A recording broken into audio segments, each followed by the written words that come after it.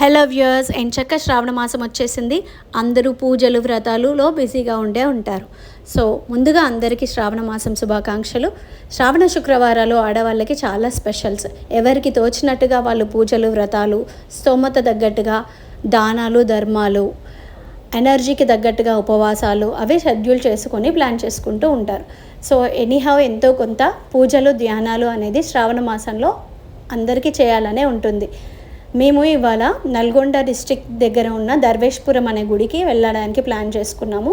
నేను ఇంకా మా రిలేటివ్స్ని ఫ్రెండ్స్ని కూడా గ్యాదర్ చేసుకొని వెళ్తున్నాను అనమాట. ఎంచక్క ఇవాళ నేను అమ్మవారికి ఎవ్రీ శ్రావణ శుక్రవారం రోజున చీర పెట్టడం అలవాటండి. చాలా ఇయర్స్గా పెడుతున్నాను. అదే పనిగా మీకు కూడా గుడి చూపించినట్టు ఉంటుంది, మీతో కొన్ని విషయాలు షేర్ చేసుకున్నట్టు కూడా ఉంటుందని వీడియో చేస్తూ మీతో మాట్లాడుతున్నాను. మన జనరేషన్కి అంటే లైక్ 20 to 30 ఇప్పుడు ఉన్న ఏజ్ వాళ్ళకి చాలా క్వశ్చన్స్కి ఆన్సర్ ఉండదండి. ఎన్నో మూఢనమ్మకాలని మనం చాలా సైంటిఫిక్ రీజన్స్ని కొట్టిపారేస్తూ ఉంటాము. ఆ విషయాలు కొన్ని మీతో షేర్ చేసుకుందాం అనిపించింది. ఎందుకంటే శ్రావణ మాసంలో అది చేయాలి ఇది చేయాలి, ఇన్ జనరల్గా కూడా పెద్దవాళ్ళు అది చేయొచ్చు ఇది చేయొచ్చు, ఈ టైంలో అది చేయాలి ఆ టైంలో అది చేయాలి అంటుంటారు. పిల్లలు ఏంటి అని అడిగితే మాత్రం ఆన్సర్ చెప్పరు. సో యాజ్ ఎ సైన్స్ స్టూడెంట్గా నాకు తెలిసిన కొన్ని విషయాలు మీ పిల్లలు డౌట్స్ అడిగినప్పుడు క్లియర్ చేయడానికి మీకు కూడా పాసిబిలిటీ ఉంటుందని కొన్ని షేర్ చేస్తున్నాను. I hope it will really help you. So మనకి జనరల్గా కొబ్బరికాయ కొడతాం కదండి దేవుడి దగ్గర. సో కొబ్బరికాయ ఎందుకు కొడతామో, వేరే అదర్ ఫ్రూట్స్ ఎందుకు కొట్టామంటే పూర్వకాలంలో అన్ని ఫ్రూట్స్ అవైలబుల్గా ఉండేవి, తెలుసు కదా. అందరూ ఎక్కువ ఫార్మింగ్ చేసేవాళ్ళు కాబట్టి అన్ని ఫ్రూట్స్ అవైలబుల్గా ఉండేది and easy to get and easy to eat. కానీ కొబ్బరికాయ ఏంటి అంటే చాలా రిస్కీతో కూడుకుంటుంది, దాన్ని పీస్ అదంతా తీయాలి కాబట్టి ఎవరు అంతగా ఇష్టపడేవాళ్ళు కాదనమాట. కానీ అది very rich in nutrients and అందులో వైటమిన్ సి ఉంటుంది, స్కిన్కి యాంటీబయోటిక్స్ అన్నీ ఉంటాయి కాబట్టి సో అది ఎలాగైనా అలవాటు చేయాలని ఒక సైంటిఫిక్ రీజన్తో దేవుడి దగ్గర ఇది ఖచ్చితంగా కొట్టాలి అనే నియమం పెడితే అందరూ అట్లీస్ట్ గుడి దగ్గరికి వెళ్ళినప్పుడైనా అది కొట్టి ప్రసాదంగా స్వీకరిస్తారని కొబ్బరికాయ పెట్టడం అలవాటు చేశారనమాట. అప్పటి నుంచి మనం జనరల్గా చూడండి, ఎప్పుడైనా సిక్గా ఉన్నప్పుడు మాత్రమే కొబ్బరి నీళ్ళు వాడతాం. కానీ జనరల్గా అయితే ఎప్పుడు మనం కొబ్బరికాయ తీసుకొని వచ్చి తినాం కదా. చాలా కొంతమందికి తెలుసు కొబ్బరి పచ్చడి వేసుకొని తింటే కూడా అది చాలా హెల్దీ అని. అందుకోసమని కొబ్బరికాయలో ఉన్న విటమిన్ ఈ, యాంటీబయోటిక్స్ అన్నీ మనకి పొందడం కోసమని కొబ్బరికాయ మస్ట్ అండ్ షుడ్గా గుడిలలోకైనా తీసుకువెళ్ళాలనే నియమం పెట్టారనమాట.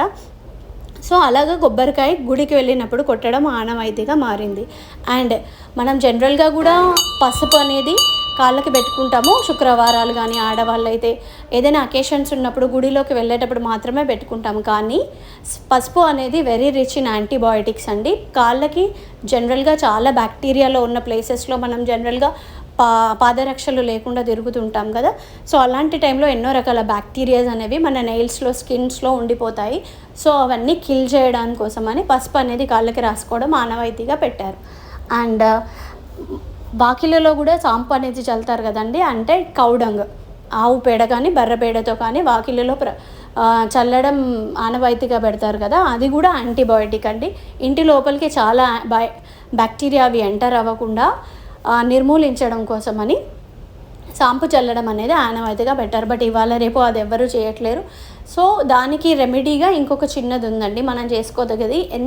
ఏది మారినా కూడా మన నిమ్మకాయలు మిర్చి అనేది కొత్త ఇంటికి కానీ కొత్త వాహనాలు కానీ లేదంటే కార్లో కూడా మనం హ్యాంగ్ చేసుకుంటుంటాం కదా. చాలా చోట్ల మనం చూస్తాము నిమ్మకాయలు, దాని తర్వాత మిరపకాయలు కుచ్చి ఇలా హ్యాంగ్ చేస్తూ ఉంటారు. సో సిట్రిక్ యాసిడ్ చాలా రిచ్ ఇన్ ఫ్రూట్ ఏది అంటే నిమ్మకాయలండి. సో సిట్రిక్ యాసిడ్ రిచ్గా ఉంటుంది కాబట్టి మనం కాటన్ థ్రెడ్తో ఎప్పుడైతే మనం హ్యాంగ్ చేస్తామో ఒక సర్టెన్ ప్లేస్లో అది దాని చుట్టూ ఉన్న ఎయిర్ని కొంత ఏరియా వరకు దాన్ని రిఫ్రెష్ చేస్తుంది. అలాగే అక్కడ ఉన్న బ్యాక్టీరియాని, హార్మ్ఫుల్ బ్యాక్టీరియాని అది కిల్ చేస్తుంది. సో అలాగా అది సైంటిఫిక్ రీజన్ బిహైండ్గా ఉన్నా కూడా మనకి తెలియకుండా దాన్ని కొట్టిపారేస్తూ ఉంటాం. అండ్ వెనకట ఎడ్లు బండిలు బాగా యూజ్ చేసేవాళ్ళు అండ్ హార్స్ రైడింగ్ కూడా బాగా యూజ్ చేసేవాళ్ళు కదా. సో వాటికి కాళ్ళకి ఉన్న పుండ్లు కానివ్వండి, దెబ్బలు కానివ్వండి తగ్గించడం కోసమని నిమ్మకాయలు తొక్కించి తర్వాత వాహనం ముందుకు తీసుకెళ్లే ప్రయత్నం చేసేవాళ్ళు వాళ్ళు. సో అది మనము ఆ వెహికల్స్ వాడకపోతున్నా ఇప్పటికీ కూడా మనకి తెలియకుండా బ్లైండ్గా ఈ టైర్స్, వెహికల్స్లో ఉన్న కార్ టైర్స్ ఇంకా సైకిల్ టైర్స్ దాని మీద నుంచి బోనిస్తుంటాం. అది జనరల్గా అయితే యూజ్లెస్ అండి. ఎందుకంటే యానిమల్స్ ఫుడ్కి రక్ష కోసం అని అది చేసేవాళ్ళు, కానీ మనకు తెలియకుండా ఇప్పటికీ కూడా కంటిన్యూ చేస్తున్నాము. సో ఎనీహౌ అండి, ఏ మూఢనమ్మకమైనా ఏదైనా కూడా మనం నమ్మితే అది స్ట్రాంగ్గా ఉంటుంది. ఎందుకంటే మనకి తెలియకుండా మన చుట్టుపక్కల మన ఆరా అనేది వెరీ స్ట్రాంగ్. సో మనం ఏదైతే గట్టిగా విష్ చేస్తామో అది ఖచ్చితంగా మన ఆరా నుండి నేచర్కి వినిపించి ఆ నేచర్ అది ఖచ్చితంగా జరగాలి అనే సంకల్పం ఏదైతే ఉందో అది గాడ్కి రీచ్ అయ్యేలాగా చేసి, మన సంకల్పం నిజమైంది మంచిది అయితే దానికి తగ్గ హార్డ్ వర్క్ మనకు చేస్తే తప్పకుండా ఆ కోరికలు కానివ్వండి, అవి ఏవైనా మంచి విషయాలు కానివ్వండి జరిగేలాగా మన చుట్టూ ఉన్న ప్రకృతి కూడా మనకి సపోర్ట్ చేస్తుంది. సో ఏవైనా కూడా మూఢనమ్మకాలు కానీ లేదంటే పెద్దవాళ్ళు ఏదైనా చెప్పినప్పుడు అందులో ఉన్న నిజం ఎంతవరకు అని ఆలోచించిన తర్వాత డెసిషన్ మేకింగ్ అనేది చేయాలి. కుదిరితే సెర్చ్ చేయండి. ఇప్పుడు అందరికీ గూగుల్స్ అవి ఇవి ఉన్నాయి కదా, ఏ ప్రాబ్లం వచ్చినా ఏది అర్థం కాకపోయినా సెర్చ్ చేసుకుంటే దానిలో ఉన్న అర్థం ఏదైనా ఉంటే మనకు తెలిసిపోతుంది. ఒకవేళ తెలియలేదనుకోండి, మీ అవగాహన ప్రకారం మీకు అది మంచిగా అనిపిస్తే చేయండి, లేదంటే వదిలేయండి. అలాగే మనకి చాలామంది ఆకుల్లో తింటే మంచిది అంటుంటారు కదా. సో మెయిన్గా అరిటాకులలో వెనకట భోజనం పెట్టేవాళ్ళు, ఇప్పటికీ కొన్ని హోటల్స్లో అట్లా పెడుతుంటారు. మనకి ఏంటి అంటే రిచ్గా కాస్ట్లీ హోటల్స్లోనే ఇప్పుడు ఆకులో ఇస్తున్నారు, లేదంటే ప్లాస్టిక్ పేపర్స్లో ప్లాస్టిక్ కవర్స్లో ఇస్తున్నారు కదా. సో ఆకులో భోజనం చేయడం చాలా very very scientific reason behind it అండి. ఏంటి అంటే ఆకులో మనం ఎప్పుడైతే అరిటాకులో భోజనం చేస్తామో అందులో ఏదైనా కెమికల్, అన్వాంటెడ్ కెమికల్ కానీ పాయిజనస్ కెమికల్ కానీ ఆ ఫుడ్లో కానీ ఉంటే వెంటనే ఆకు బ్లాక్గా మారిపోతుంది. ఆ ఫుడ్ అనేది పాయిజనస్ అని మనం గ్రహించవచ్చు అనమాట.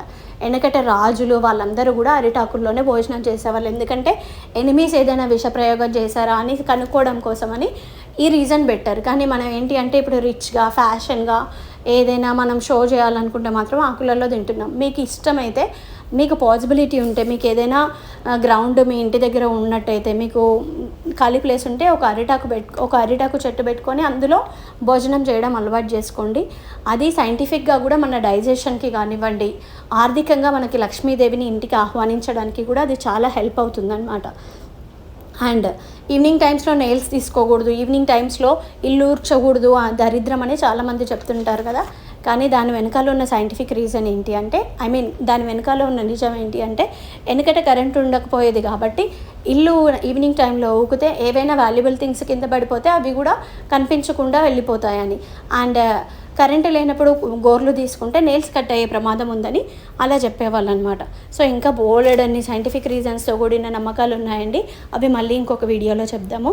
అండ్ ఎనీహౌ మనం నాతో పాటు మీరు కూడా ధర్వేష్పురం ఎల్లమ్మని దర్శించుకున్న భాగ్యాన్ని మనందరం పొందామని భావిస్తూ, సో నా దర్శనం అయిపోయింది. ఎంచక్క అమ్మవారికి శారీ పెట్టాను, చాలా హ్యాపీగా అనిపించింది మా వాళ్ళతో కలిసి వెళ్ళడం. అక్కడ ఎవరో పూలు అమ్ముతుంటే, చెట్లు అమ్ముతుంటే ఒక ఫార్మర్, నాకు ఎలాగో చెట్ల పిచ్చి కాబట్టి ఆయన కూడా హెల్ప్ చేస్తున్నట్టు ఉంటుందని రిస్క్ అయినా అంత దూరం నుండి 2 చెట్లు కొనుక్కున్నాను.